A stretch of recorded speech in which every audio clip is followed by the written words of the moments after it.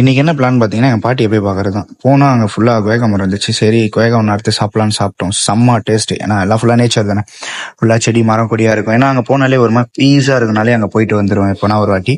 அப்புறம் நம்ம practice start பண்ணுறதுக்கு ஃபெதர் ஸ்போர்ட்ஸ் அகாடமி அங்கே வந்து நம்மளோட ப்ராக்டிஸ் செக்ஷன் ஸ்டார்ட் பண்ணிட்டேன். இன்னைக்கு என்னன்னு பார்த்தீங்கன்னா, ஒரு 4-5 டேஸாக ப்ராக்டிஸ் பண்ணாததுனால எல்லாத்துலேயும் 50-50 கவுண்ட்ஸ் போட ஆரம்பித்தேன்.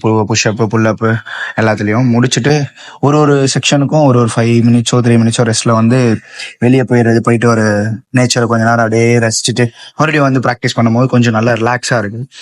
என்னன்னா ரெஸ்ட் எடுத்துட்டு ஒரு விஷயத்த பண்ணும்போது நமக்கு கொஞ்சம் இன்னும் நல்லா பூஸ்ட் அப் ஆகுது. அது கொஞ்சம் ட்ரை பண்ணா நல்லா இருக்கும்னு நினைக்கிறேன்.